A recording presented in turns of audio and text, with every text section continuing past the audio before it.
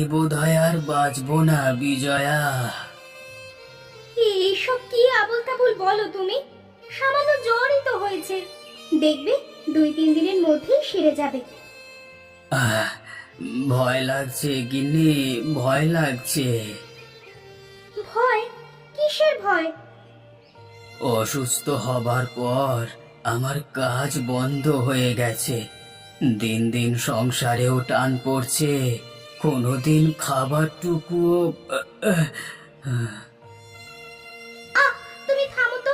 এসব কথা এখন ভাবতে হবে না তোমাকে। তুমি আগে সুস্থ হও, এখন আর কথা বলো না। সুস্থ যে কবে হব কে জানে। কত ওষুধপত্র খাচ্ছি, কই কাজের তো কিছুই হচ্ছে না। হবে হবে, তুমি ঘুমাও বুঝলে।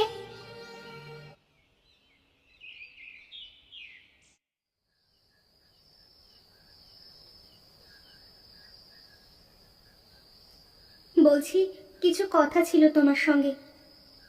বলো বউ, কি বলবে বলো। বলছি, ঘরে কিন্তু চাল ডাল সব ফুরিয়ে এলো।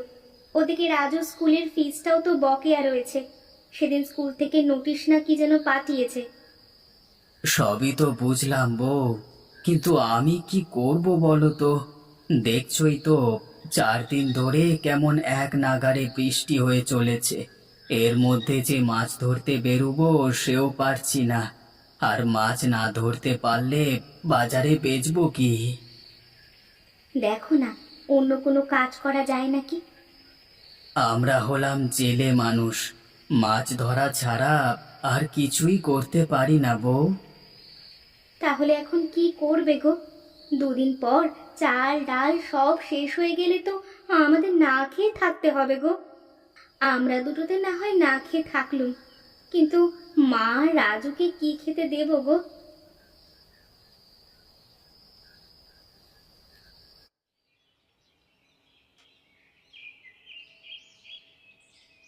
ও তিস্তা, বাড়ি আছো নাকি?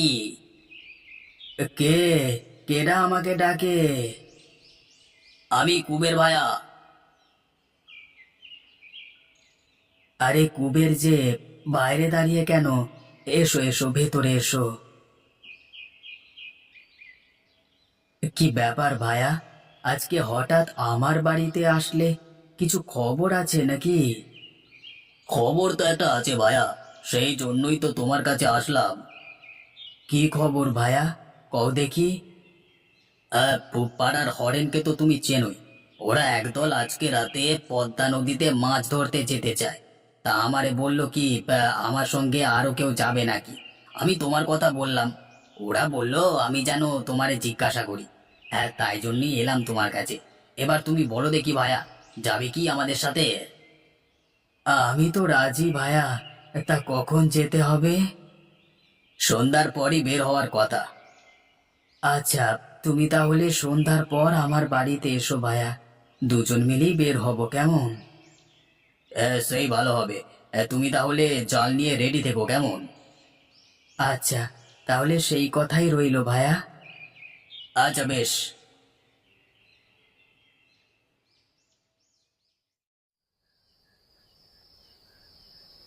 হ্যাঁ গো, এই বর্ষার রাতের বেলা মাছ ধরতে যাবে? তাছাড়া আর কোনো পথ খোলা নেই গিন্নি, তুমি চিন্তা করো না। আমরা জেলে মানুষ, ছোটবেলা থেকেই নদীর সাথে আমাদের সম্পর্ক।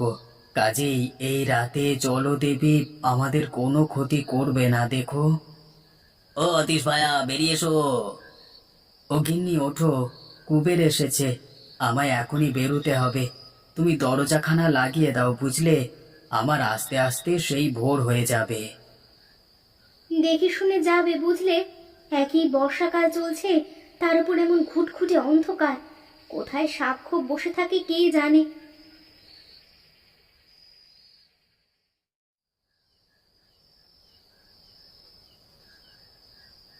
15 মিনিট পর অতীশা যখন ঘাটে এলো, তখন সেখানে আগে থেকেই 2টো নৌকা অপেক্ষা করছিল ওদের জন্য। অতীশা অতীশা আর দেরি করলো না, ঝটপট উঠে পড়লো নৌকায়। নৌকা ছাড়লো সঙ্গে সঙ্গে। বর্ষার ভারী বর্ষণে উত্তাল হয়েছে পদ্মা নদী। পদ্মার সেই ভরা যৌবনের মাঝেই মোচার খোলার মতো দুলছে অতীশদের নৌকা। পদ্মার একেবারে মাঝে এসে থামল নৌকা। অতীশ জাল ফেলল নদীতে, কিন্তু দুর্ভাগ্যবশত প্রথমবার জালে কিছুই পেল না সে। দ্বিতীয়বার জাল ফেলতেই জালে উঠল একটা ইলিশ।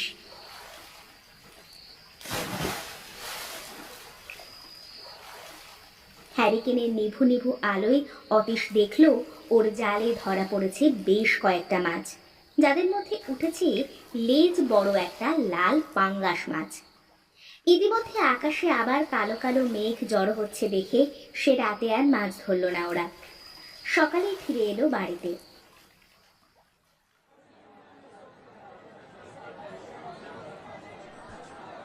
এই মাছ নেবেন মাছ, পদ্মার বড় বড় ইলিশ মাছ আছে।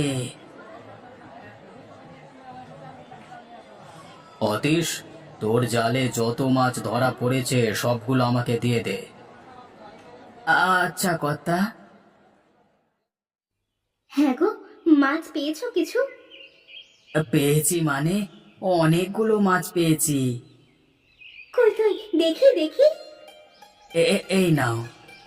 এই টাকাগুলো কিসের টাকা রাজুর আব্বা? আজকের মাছ বিক্রি টাকা বউ। সব মাছ বিক্রি হয়ে গেছে? বউ, এই মাছটা বাজারে বেচবো না, ভাবছি একে উঠানে চাষ করব। হ্যাঁ হ্যাঁ, আমিও তাই ভাবছি বুঝলে। দেখো দেখো মাছটা কেমন লাল টুকটুকে। আমার মনে হয় এই মাছটার পেটে অনেক ডিম আছে বুঝলে। 2-1 দিনের মধ্যেই হয়তো ডিম ছাড়বে। আমারও তো এমনটাই মনে হচ্ছে গিন্নি। তাহলে আর বলছে কি, তুমি বরং আজকেই উঠোনে একটা ছোট পুকুর বানিয়ে ফেলো বুঝলে। আচ্ছা, আমি এক্ষুনি বানিয়ে দিচ্ছি। সেদিনই অতীশ উঠোনের মাঝে খানিকটা মাটি খুঁড়ে একটা ছোট্ট পুকুর বানিয়ে তাতে মাছটা ছেড়ে দিল। মাছটাও নতুন পুকুরে বেশ মনের আনন্দে সাঁতার কাটতে লাগলো। বিজয়া আর রাজু দুজনেই মাছটার বেশ ভালো করে দেখভাল করতে লাগলো। এর কিছুদিন পরের কথা। একদিন সকালে অতীশ ঘুম থেকে উঠে দেখলো উঠোনের সেই পুকুরে সেই লেজ বড় লাল পাঙ্গাস মাছটার সাথে পুকুরের পানিতে ঘুরে বেড়াচ্ছে অনেকগুলো লাল পাঙ্গাস মাছের ছানা। খুশিতে আটখানা হয়ে গেল অতীশ। বিজয়াও এই দৃশ্য দেখে বলল, দেখলে তো, ভালো কাজ করলে ওপরওয়ালাও তার সঙ্গে ভালো কিছুই করে। এরপর আর অতীশদের পরিবারে অভাব দেখা দেয়নি কখনো। অতীশকেও আর মাছ ধরতে যেতে হয়নি। সেই লেজ বড় পাঙ্গাস মাছের বাচ্চাগুলো ধীরে ধীরে বড় হয়ে আবার বাচ্চা দিতে লাগলো। অতীশও সেই মাছগুলো বাজারে বিক্রি করে ভালো টাকা পেত। তা দিয়েই ভালো মতো সংসার চলে যেত ওদের।